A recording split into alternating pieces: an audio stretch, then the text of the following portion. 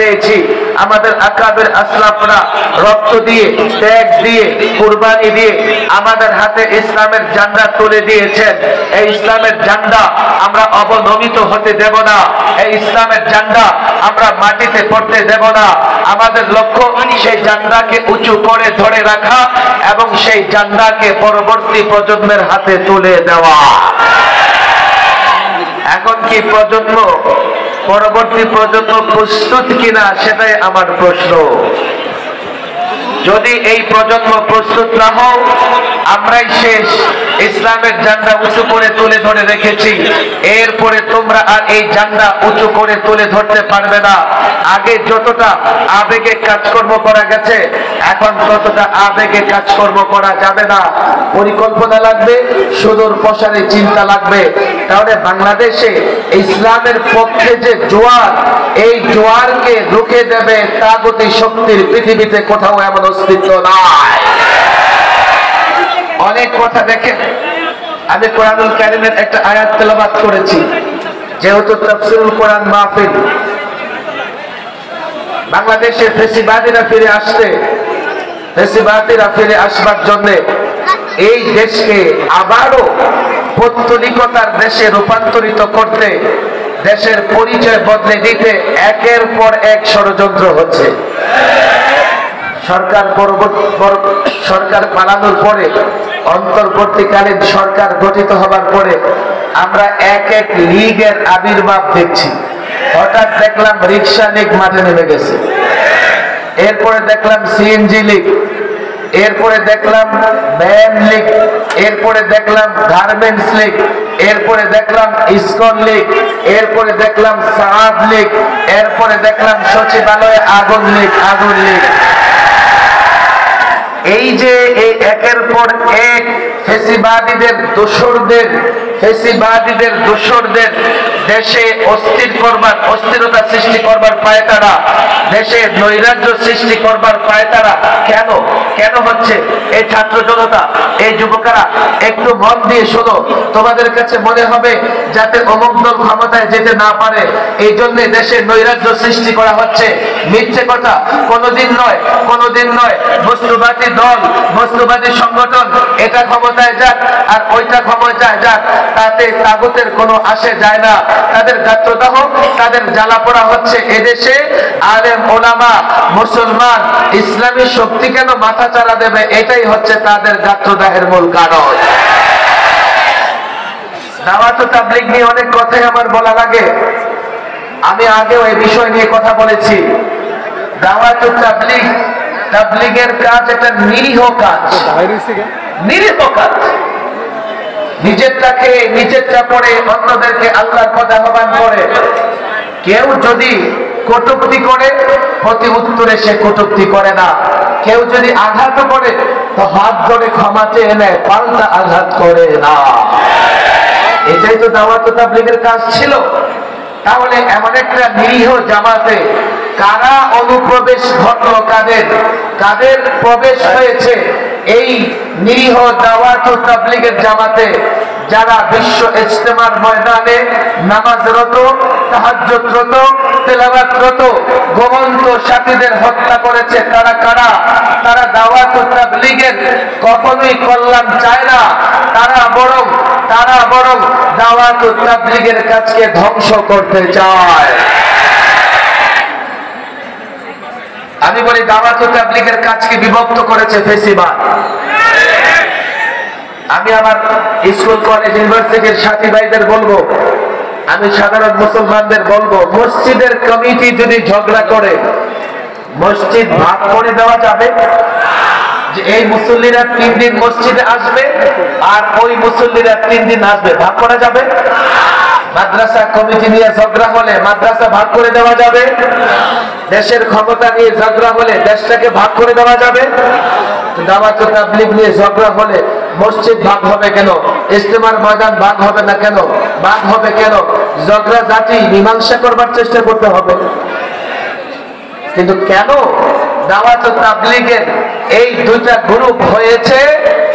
যখন ফেসিবাদীরা দেখেছে আলেম ওলামাদের মোকাবেলা করা যাচ্ছে না, আলেম ওলামাদের মুখ বন্ধ করা যাচ্ছে না, তারা বাধাহীন ভাবে দেশকে পৌত্তলিক দেশে পরিণত করতে চায়, তারা বাধাহীন ভাবে এই দেশে নাস্তিকতাবাদের শাসন প্রতিষ্ঠা করতে চায়, আলেমদের দমন করবার জন্য, আলেমদের উপর নিপীড়ন জুলুম চালাবার জন্য আলেমদের ভেতর থেকে এক দলকে বিভক্ত করে আলেমদের বিরুদ্ধে লাগিয়ে দিয়েছে। আজকে একদল মসজিদে মসজিদে বসে ওলামাদের বিরুদ্ধে কথা বলে। আমরা যাদেরকে মেহনত করে দাওয়াত দিই, মসজিদে এনেছি, মসজিদে এসে এখন তারা ওলামাদের বিরুদ্ধে ফতোয়া দেয়, ওলামাদের বিরোধিতা করে। অনেক কথা, আমি বিস্তারিত কথা আজকে বলবো না। আমি সাধারণ অনেক মুসলমান যুবক এখানে এসছে, যখন দাওয়াত ও তাবলীগের কাজ দিয়ে ঝামেলা হয়, আমরা কি চেয়েছি? আমরা কোরআনুল কারীমের সূরা হুজুরাতের একটা আয়াতের উপর আমল করেছি। শুরুতেই আমরা কোন পক্ষকে দোষারোপ করিনি। হ্যাঁ, সাআদ সাহেবের বিভ্রান্তিমূলক বক্তব্যগুলো আমরা জাতির সামনে স্পষ্ট করতে চেয়েছি, পরিষ্কার করতে চেয়েছি। এটা তারাও স্বীকার করে, তারাও দেখবেন বলে যে সাআদ সাহেব ভুল করেছে, রুজু তো করেছে, 4 বার রুজু করেছে। আমরা বলি 4 বার ভুল করে 4 বার রুজু করেছে, এরপরে আরো 20 বার ভুল করেছে। যে ব্যক্তি এতটা ভুল করে, আমরা তো বলি না তাকে নিজামুদ্দিন থেকে বের করে দাও, আমরা বলি না তাকে দাওয়াত ও তাবলীগ থেকে বের করে দাও।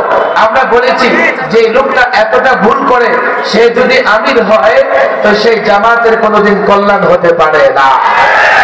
তোমরা এই লোকটাকে আমির কেন মানো? এবং তার আমির হওয়ার পথ ও পন্থা শরীয়ত সম্মত ছিল না। বলেছে আচ্ছা অনেক বড় আলেম, আচ্ছা অনেক বড় আলেম হিসেবে তোমরা যদি তাকে মান্য করে থাকো, তো বাংলাদেশের 6 লক্ষ আলেম, 7 লক্ষ আলেম যখন সোহরাওয়ার্দী ময়দানে সমাবেশ করে একটা ঘোষণা দিলেন, বাংলাদেশের আলেমদেরকে মানতে তোমাদের সমস্যা কোথায়? বলো সমস্যা কোথায়? আমরা কি কাজ করেছি? কোরআনে কারীমের নির্দেশনা, وَإِن طَائِفَتَانِ مِنَ الْمُؤْمِنِينَ اقْتَتَلُوا فَأَصْلِحُوا بَيْنَهُمَا। মুমিনদের 2 গ্রুপ যদি ঝগড়া করে, তোমাদের কাজ কি? فَأَصْلِحُوا بَيْنَهُمَا। ওলামায়ে কেরাম এখানে আছেন, তাদের মধ্যে সুলহ করে দাও, সন্ধি করে দাও, আপোষ করে দাও, মীমাংসা করে দাও। ওলামায়ে কেরাম যথেষ্ট চেষ্টা করেছে। আমরা নিজেরাও তাদের এক এক নেতার সঙ্গে যোগাযোগ করেছি, তাদেরকে বুঝাবার চেষ্টা করেছি, কিন্তু তারা তা মানে নাই। কেন মানে নাই? একদল দাওয়াত ও তাবলীগের কাজ করে বাংলাদেশি ব্র্যান্ডের, তারা আরেকদল দাওয়াত ও তাবলীগের কাজ করে বিদেশি ব্র্যান্ডের। কাজ করে বাংলাদেশে, তাদের কলকাঠি নাড়ানো হয় দিল্লি থেকে। আমরা তাদেরকে বুঝাতে পারিনি। আমরা কোরআনের নির্দেশ অনুযায়ী চেষ্টা করেছি, কিন্তু 18তে যখন প্রথমবার টঙ্গীর ময়দান তারা রক্তাক্ত করেছে, আমাদের প্রাথমিক ধারণা হয়ে গেছে যে এই দল শুধরাবে না। এরপরেও ওলামায়ে কেরাম বারবার চেষ্টা করেছে, কিন্তু এবার কি হয়েছে? এবার যখন তুরাগের তীর রক্তাক্ত করেছে, ইজতেমা ময়দান রক্তাক্ত করেছে, এখন আমাদের করণীয় কি? আমরা নীরব থাকবো? আমি যুবকদের বলি, আমরা তৃতীয় পক্ষ থাকবো, আমরা দর্শক হিসেবে থাকবো, আমরা নীরব থাকবো, না আমাদের কোন করণীয় আছে? কোরআন কি বলে? কোরআন আমাদের এখন যে নির্দেশনা দিচ্ছে, ফাইন বাগাত ইহদাহুমা আলাল উখরা, ফাইন বাগাত ইহদাহুমা আলাল উখরা, যে 2 গ্রুপ ঝগড়া করতেছে তাদের মধ্যে সুলহ করে দাও। যদি এমন হয় এক গ্রুপ আরেক গ্রুপের উপরে আক্রমণ করে, বাগাবাত করে, কিতাল করে, তখন তোমরা কি করবা?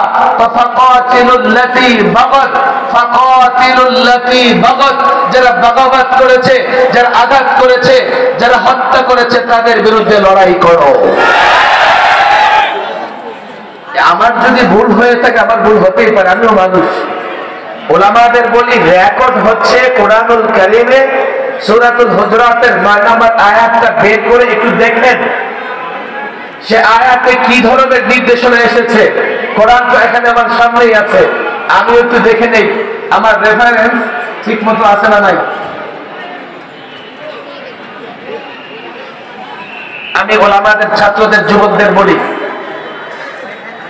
সূরাতুল হুজুরাত 9 নম্বর আয়াত, প্রথম কথা আমি যেটা বলেছি, وإن طائفتان من المؤمنين اقتتلوا فأصلحوا بينهما মুসলমানদের দুই গ্রুপ ঝগড়া করলে সুলহ করে দাও ফাইন বাগাত ইহদাহুমা আলাল উখরা একদল যদি আরেক দলের উপরে আঘাত করে ফাকাতিলুল্লাতী তাবাগী যারা বাগাবাত করেছে আঘাত করেছে যারা হত্যা করেছে তাদের বিরুদ্ধে লড়াই করো কতদিন লড়াই করবা হাত্তা তাফিআ ইলা আমরিল্লাহ যতক্ষণ না তারা আল্লাহর নির্দেশের দিকে ফিরে আসে ততদিন লড়াই করো ফাইন ফাআত যদি ফিরে আসে ফাসলিহু বাইনাহুমা বিল আদলি ওয়া আকসিতু অনেক দীর্ঘ কথা আয়াতের ব্যাখ্যায় আমি যাব না যেহেতু তাফসীরুল কোরআন মাহফিল আমার দিকে খেয়াল করেন তারা কি বাগাবাত করেছে তারা কতটা ভয়ঙ্কর কাজ করেছে এই পৃথিবীতে সবচেয়ে বড় অপরাধ হচ্ছে হত্যা করা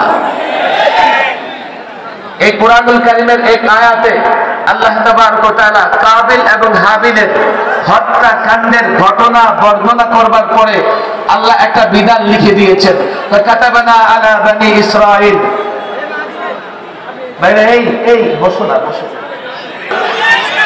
এই রাখো এই সংগঠিত করা কথা ঠিক না বেঠিক আমার দিকে তাকান এই পৃথিবীর সবচাইতে বড় অপরাধ হত্যা করা আরে কথা ঠিক না বেঠিক এই কথার রেফারেন্স কোরআন থেকে দরকার আছে না নাই আমি যে আয়াত তেলাওয়াত করেছি এই আয়াতের অনুবাদ তরজমা পড়লেই আপনারা বুঝতে পারবেন দুটি আয়াত আমি প্রসঙ্গক্রমে নিয়ে আসছি এক আমার দিকে তাকান কাবিল হাবিলের ঘটনা বর্ণনা করার পরে আল্লাহ একটা বিধান লিখে দিয়েছেন কি বিধান জানেন ফামান কাতালা নাফসান বিগাইরি নাফসিন আও ফাসাদিন ফিল আরদ কেউ যদি কাউকে হত্যা করে অন্যায় ভাবে ভালো করে বুঝবেন অন্যায় ভাবে যদি কাউকে হত্যা করে ফাকা আযলামা কাতালান নাস জামিআ একজনকে হত্যা করলে গুয়াকে সে সমস্ত মানুষকে হত্যা করে ফেলেছে কত বড় মারাত্মক জিনিস এরপর আমি যে আয়াত তেলাওয়াত করেছি আমি জানি আপনাদের কষ্ট হচ্ছে আমি আলোচনাও করতে পারতেছি না আপনাদের আলোচনার জন্য আমি সংক্ষেপে শেষ করে দেব আমার দিকে তাকান হত্যা কত বড় ভয়াবহ অপরাধ ওমা ইয়াকতুলু মুমিনাম মুতাআম্মিদা কেউ যদি ইচ্ছাকৃত কোন মুমিনকে হত্যা করে তার শাস্তি চারটা শাস্তি কয়টা এই আয়াতে চারটা এই আয়াতে কয়টা এক ফাজাযাউহু জাহান্নামু খালিদান ফিহা কোন মুমিনকে ইচ্ছাকৃত হত্যা করলে হত্যাকারীর ঠিকানা জাহান্নাম দুই অগাযিবাল্লাহু আলাইহি এই হত্যাকারীর উপরে আল্লাহ অসন্তুষ্ট হবেন তিন ওয়ালানাহু হত্যাকারীর উপর আল্লাহ লানত করেন চার আ'আদ্দা লাহু আযাবান আযীমা তার জন্য আল্লাহ ভয়াবহ শাস্তি প্রস্তুত করে রেখেছেন একটা হত্যা কত ভয়াবহ জিনিস একটা হত্যা কত ভয়াবহ জিনিস আর একজনকে হত্যা করা গোটা জাতিকে হত্যা করা হাদিসের বর্ণনাগুলো হাদিসের উক্তিগুলো আরো কঠোর এক হাদিসে এসেছে শিবাবুল মুসলিমি ফুসুকুন ওয়া কিতালুহু কুফরুন কোন মুসলমানকে গালি দেওয়া অন্যায় মারাত্মক অন্যায় আর কোন মুসলমানকে হত্যা করা কুফরি কাজ আমরা যখন বুঝলাম যে হত্যা এত মারাত্মক ধরনের অপরাধ তো যারা হত্যা করেছে তাদের ব্যাপারে আর নীরব থাকার কোনো সুযোগ আছে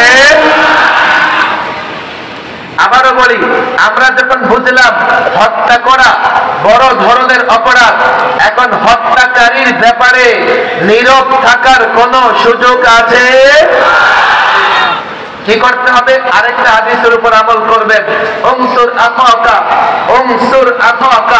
যালিমান আও মাজলুমা তোমরা তোমাদের ভাইদের সহযোগিতা করো চাই জালেম চাই মাজলুম জালেমকে সহযোগিতা কেমনে করব মাজলুমকে তো সহযোগিতা করা আমরা বুঝি আমরা জানি সাহাবায়ে কেরাম এমন একটা প্রশ্ন করেছিলেন ইয়া রাসূলুল্লাহ জালেমকে কেমনে সহযোগিতা করব রাসূল বললেন জালেমকে এইভাবে সহযোগিতা করবা জালেমকে জুলুম থেকে বিরত রাখবা কথা ঠিক না ঠিক জালেমকে জুলুম থেকে বিরত রাখবে যারা জুলুম করেছে যারা 4 জন সাথীকে হত্যা করেছে, যারা শত শত সাথীকে রক্তাক্ত করেছে, তারা জালেম, তারা কাতিল, তাদেরকে আপনারা সহযোগিতা করবেন। কেমনে সহযোগিতা করবেন? তারা যাতে দাওয়াতুত তাবলীগের নামে বাংলাদেশে এই ভূখণ্ডে, চাই বিশ্ব ইজতেমা হোক, চাই কোন দাওয়াতুত তাবলীগের মার্কাজ হোক, চাই কোন মসজিদে হোক, কোথাও জমায়েত হয়ে আর যাতে জুলুম করতে না পারে, প্রত্যেকটা জায়গায় তাদেরকে জুলুম থেকে বিরত রাখতে হবে।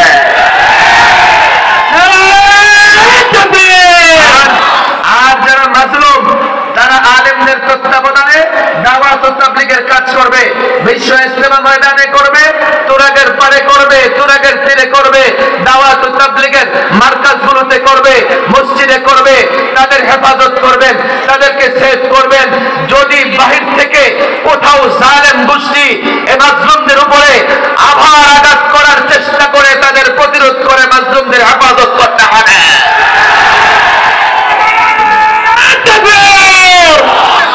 আমি আপনাদের কাছে অনুরোধ করি, আমি তো কোরআনে কারিমের সামান্য আলোচনা করে একটা সমাধান আপনাদের সামনে তুলে ধরলাম।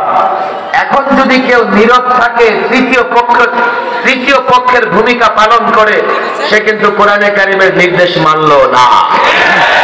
এখন ইমাম সাহেবরা, ওলামায়ে কেরাম, আমাদের ছাত্র জনতা, সাধারণ যুবকরা, তারা সিদ্ধান্ত দিবে যে কোরআনে কারিমের নির্দেশের উপর আমল করবে না নীরব থাকবে। তবে অনেক কথা দেখেন, এই যে হঠাৎ করে নিরীহ দাওয়াত ও তাবলীগের জামাতে এই ধরনের ঝামেলা এখন কেন হচ্ছে? এটা ধারাবাহিক ষড়যন্ত্রের একটা অংশ। সচিবালয়ের আগুন থেকে শুরু করে রিকশা লীগ পর্যন্ত যত ষড়যন্ত্র হচ্ছে, এই ষড়যন্ত্রের একটা অংশ হচ্ছে সাআদ লীগ। মূলত এই সাআদ পন্থীদের ভেতরে এমন কিছু লোকজন ঢুকে গেছে, আমার সাধারণ সাথীদের বিরুদ্ধে আমার কোনো অভিযোগ নাই, তবে তাদের কাছে আমার একটা আবেদন, আপনারা হত্যাকারীদের সঙ্গ ত্যাগ করে ওলামাদের কাছে এসে তওবা করে আবারও দাওয়াত ও তাবলীগের কাছে যোগ দেন। তারা বলতে পারে, কি বলবে জান হুজুর, আমরা তো হত্যা করি নাই, আমরা তো শুধুমাত্র ইজতেমার ময়দানে গেছি, সেখানে জোর করব। হাদিসের বর্ণনাগুলো যদি সামনে রাখেন, তাদেরও ভুল ভেঙে যাবে।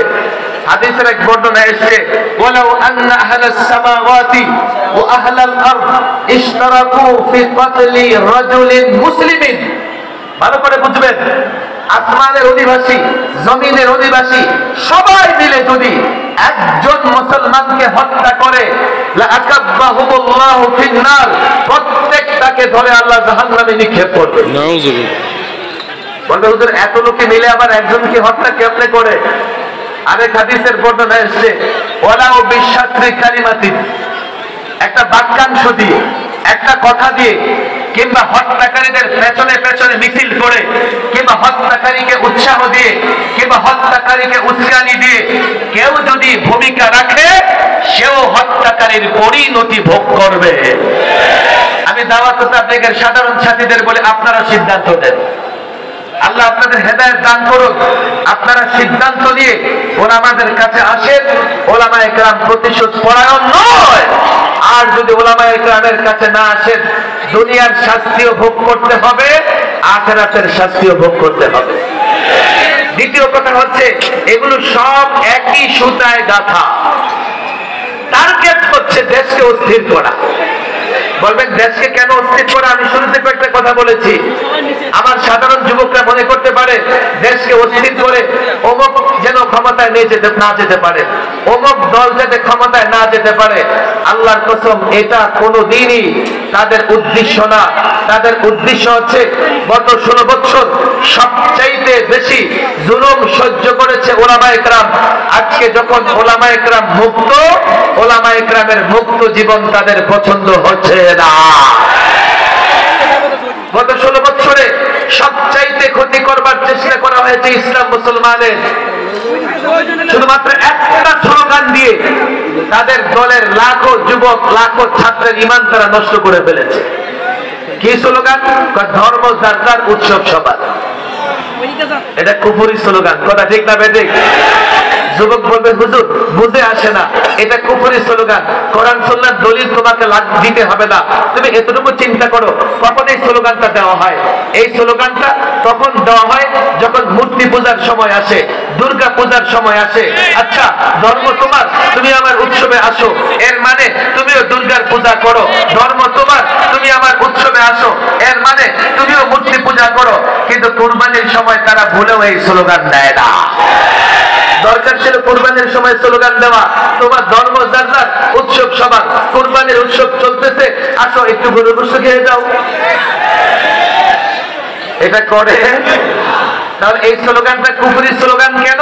এই স্লোগানের মাধ্যমে যুবক ক্রেতারা মূর্তি পূজার দিকে আহ্বান জানায়, এই জন্য এটা কুফরি স্লোগান। এটা শুধু কুফরি স্লোগান নয়, এটা শুধু কুফরি স্লোগান নয়, এটা দেশ বিরোধী স্লোগান, এটা কাফেরদের স্লোগান, এটা মুশরিকদের স্লোগান, এটা নাস্তিকদের স্লোগান, এটা ফ্যাসিবাদের স্লোগান, আল্লাহর কসম এটা ভারতের তালিবানদের স্লোগান।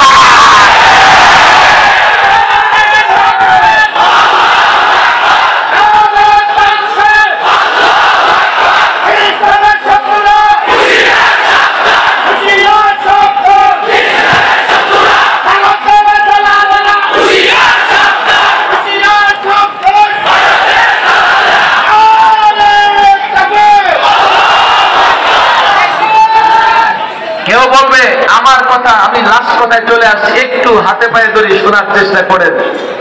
দেশে নৈরাজ্য সৃষ্টি করার দুইটা তাদের বড় উদ্দেশ্য। এক হচ্ছে তাদের কাছে ইসলাম মুসলমানদের কল্যাণ ভালো লাগে না। দুই নম্বর, তারা পত্তলিকদের দিয়ে, কসাই মুদিরকে দিয়ে বাংলাদেশে আগ্রাসন চালাতে চায়। এই জন্য একটা স্লোগান তারা দেয়, কি করে বাংলাদেশের সংখ্যালঘু নির্যাতিত হচ্ছে, অথচ বাংলাদেশের সংখ্যালঘুরা জামাই আদরে বসবাস করে। বলবেন আপনি বললেই হলো, আপনি এক্সাম্পল দেন, উদাহরণ দেন। উদাহরণ চাও? আচ্ছা বলেন, 53 বছরের বাংলাদেশে আজ পর্যন্ত কোন অমুসলিম তার ধর্মীয় পোশাক পরে সরকারি অফিসে, বেসরকারি অফিসে, স্কুলে, কলেজে, মার্কেটে, দোকানে কোথাও যেতে বাধা প্রাপ্ত হয়েছে এমন খবর আছে? অথচ ভারতে একজন মুসলিম শিক্ষার্থী হিজাব পরে কলেজে যেতে পারে নাই। বাংলাদেশের সরকারি জায়গায় যখন কোনো মসজিদ নির্মাণ করা হয়, এই তুরাগের তীরে অনেক মসজিদ ভাঙা হয়েছে, একটা প্রমাণ দেন সরকারি জায়গায় মন্দির নির্মাণ হয়েছে অথচ সেটা ভাঙা হয়েছে, প্রমাণ আছে? আর তাদের দেশে 400 বছরের পুরনো বাবরি মসজিদকে তারা শহীদ করেছে, হাজারো মসজিদকে বুলডোজার দিয়ে ঘুরিয়ে দিয়েছে। কথা ঠিক না বেঠিক? তাহলে কেন তারা এই অভিযোগ আনে? সংখ্যালঘুরা বাংলাদেশে জামাই আদরে থাকে, জামাই আদরে বসবাস করে। তবে আরেকটা কারণ থাকতে পারে, চোর যখন ধরা পড়ার আশঙ্কা করে তো নিজেই চোর চোর বলে চিল্লাচিল্লি করতে থাকে। সংখ্যালঘু নির্যাতন করে ওরা যখন বিশ্ব দরবারে কালারিং হয়, ধরা পড়বার আশঙ্কা করে, তখন বাংলাদেশের দিকে আঙ্গুল তুলে বলে বাংলাদেশের সংখ্যালঘু নির্যাতিত হচ্ছে। কথা ঠিক না বেঠিক? আর পুরনো সেই চিন্তা তো আছেই, বাংলাদেশে আগ্রাসন চালাবে। আমি যুবকদের বলি, ছাত্রদের বলি, দেশের মানুষ এখন দুই ভাগে বিভক্ত। এক ভাগ হচ্ছে বস্তুবাদী, যারা বস্তুতে বিশ্বাস করে, আরেক ভাগ হচ্ছে ঈমানবাদী, যারা আল্লাহর উপর ভরসা রাখে, আল্লাহর উপর আস্থা বিশ্বাস রাখে। দেখো এ যুবক, এই ছাত্র জনতা, এই রাষ্ট্রটাকে হেফাজত করার দরকার আছে না নাই? বস্তুবাদীরা এই রাষ্ট্র হেফাজত করতে পারবে? কেন পারবে না? কেন পারবে না? বস্তুবাদীরা বস্তু দেখে, আসবাব দেখে, তারা যখন দেখে যারা আগ্রাসন চালাবে তাদের বিশাল রাষ্ট্র, যারা আগ্রাসন চালাবে তাদের বাহিনী বড়, যারা আগ্রাসন চালাবে তাদের হাতে অ্যাটম বোমা আছে, এই বস্তুবাদীরা দেশ হেফাজতে লড়াই করতে পারবে না, বরং তারা বলবে আসেন নতজানু হয়ে যায়। এই যুবক, এই ছাত্র, তুমি সিদ্ধান্ত নাও, তোমার দল, তোমার নেতা তাদের কাছে নিঃসন্দেহে প্রচলিত বস্তুবাদী দল তাদের নেতাদের কাছে কোনদিন দেশ প্রিয় নয়। তাহলে প্রত্যেক সরকারের শাসন আমলে বাংলাদেশের টাকা পাচার হতো না। তাদের ঢাকার চাইতেও বেগমপাড়া পছন্দ, তাদের ঢাকার চাইতেও কানাডা পছন্দ। তারা মনে নতজানু হয়ে থাকবো, নতজানু হয়ে থাকবে। তুমি যদি নামেও মুসলমান থাকো আর কাফের বেঈমানদের কাছে নতজানু হও, যতক্ষণ তুমি বেঈমান না হবে তাদের মন জয় করতে পারবে না। আর আমরা কেন কাফের বেঈমানদের কাছে নতজানু হব? ঈমানবাদীরা কাফের বেঈমানদের কাছে নতজানু হবে না। বলবেন কি করে লড়াই করবেন? আপনাদের কাছে কি আছে? আমাদের কাছে কিছুই নাই। আল্লাহর কসম, মুসলমান কখনো অস্ত্রের বলে, সংখ্যার বলে লড়াই করে না। মুসলমানের ভেতরে যখন ঈমান থাকে, এক একটা মুসলমান অ্যাটম বোমার চাইতে পাওয়ারফুল হয়ে যায়। যুবক, তুমি জানো না দুনিয়ার মুসলিম এক হও, লড়াই করো ভারতের বিরুদ্ধে, ডাইরেক্ট অ্যাকশন।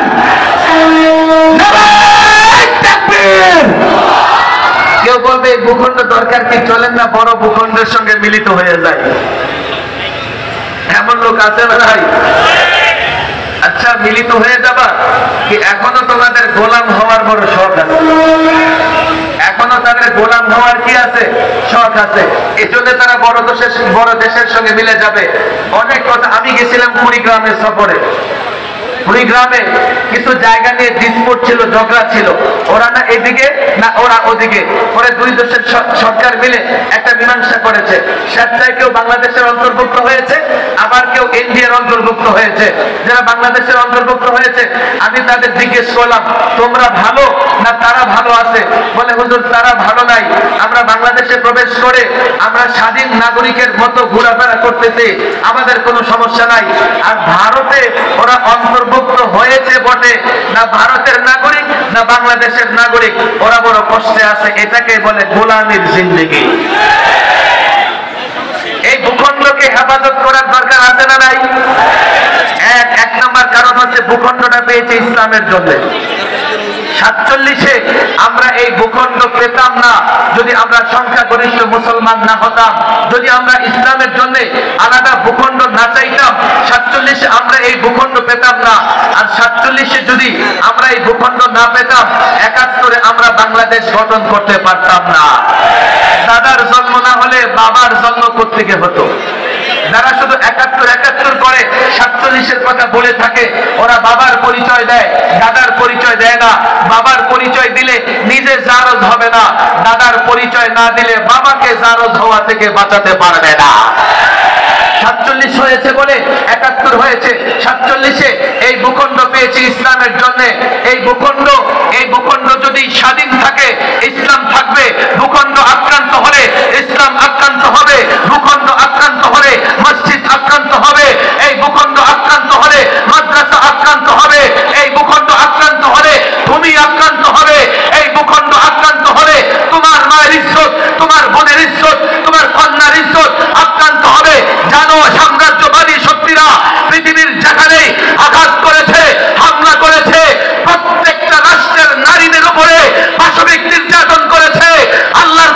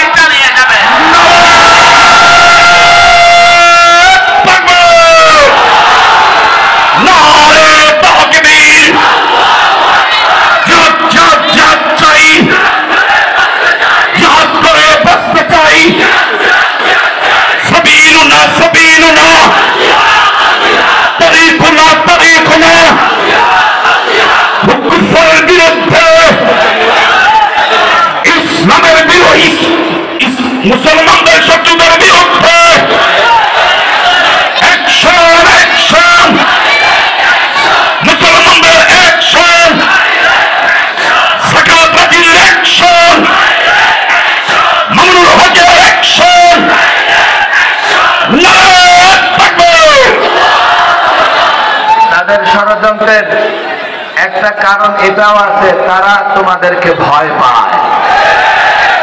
বলবেন হুজুর কেন ভয় পায়?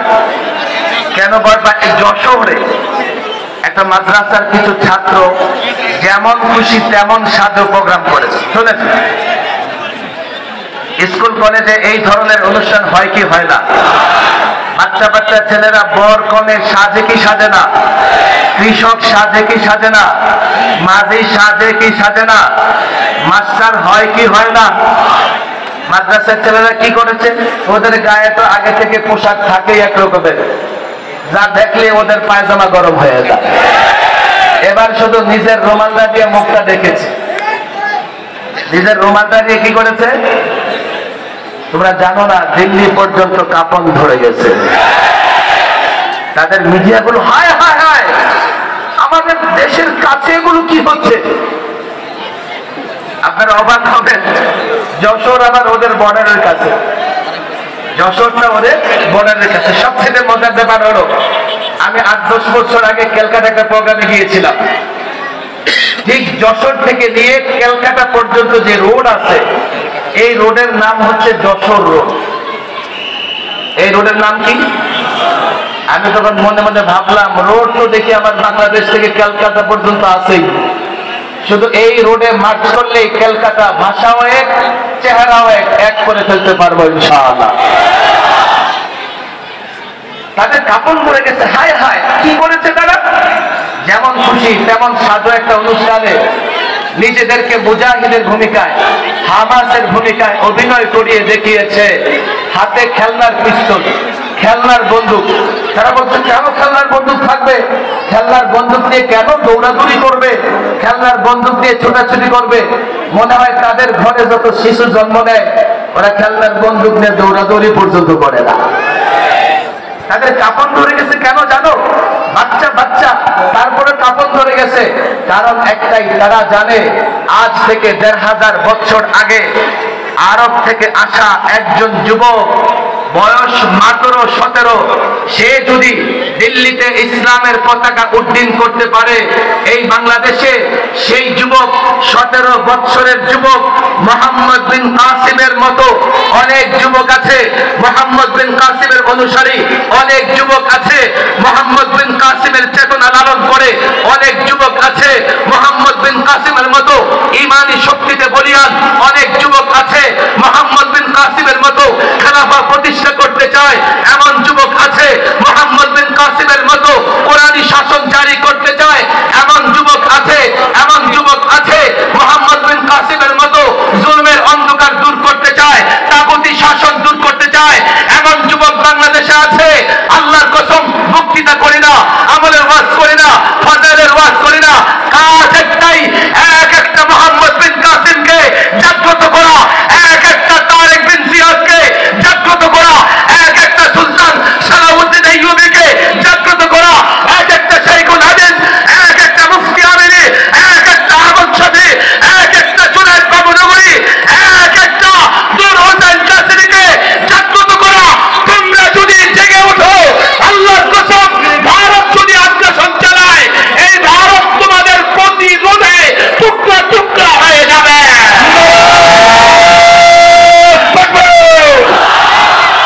শাহজালালের হাতিয়ার বাচ্চা উঠুক আরেকবার। শাহজালালের হাতিয়ার, সাগর নদীর হাতিয়ার, মামুর হকের হাতিয়ার, আতাউল আমিনের হাতিয়ার, শাইখুল হাদিসের হাতিয়ার, মুফতি আমিনীর হাতিয়ার।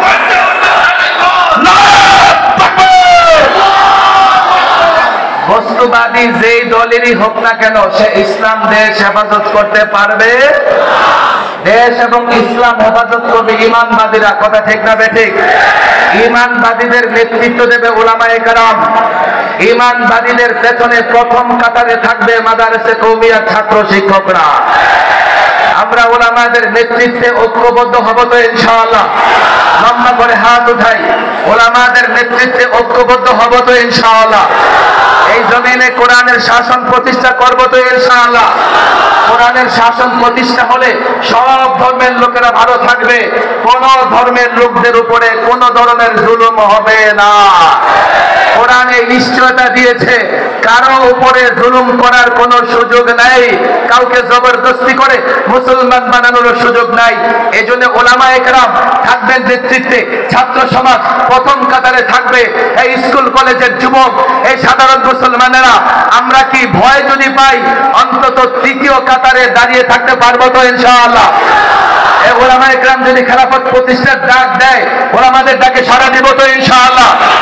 হাফিজি হুজুর রাহিমাহুল্লাহ, মুফতি আমিন রাহিমাহুল্লাহর চেতনায় আবার যদি এদেশে খেলাফত প্রতিষ্ঠা করবার চেষ্টা করা হয়, শাইখুল হাদিস আল্লামা আজিজুল্লাহ রাহিমাহুল্লাহর চেতনাকে সামনে রেখে আবারও যদি খেলাফত প্রতিষ্ঠা করার সংগ্রাম করা হয়, আমরা থাকবো তো আমাদের সঙ্গে ইনশাআল্লাহ? ওলামাদের সঙ্গে থাকবো তো ইনশাআল্লাহ? আল্লাহ তাবারক ওয়া তাআলা এই বিশাল মজমাকে কবুল আর মঞ্জুর করে নিন। আমি আগেই বলেছি লম্বা বক্তৃতা করার মতো শারীরিক সক্ষমতা আমার নেই, এরপরেও এত লাখো লোকের জমায়েত আমি শুধুমাত্র ইমানি জজবায় আপনাদের জজবা থেকে কিছু কথা বলেছি। ইনশাআল্লাহ শুধু কথা নয়, মাঠে ময়দানও আমরা একসঙ্গে থাকবো ইনশাআল্লাহ। চাই দাওয়াত ও তাবলীগের ময়দানে হোক, চাই জিহাদের ময়দানে হোক, একসঙ্গে লড়াই করব ইনশাআল্লাহ। আল্লাহ তাবারক ওয়া তাআলা তৌফিক দান করুন। ওয়া মা তাওফীকি ইল্লা বিল্লাহ ওয়া মা আলাইনা ইল্লাল বালাগ।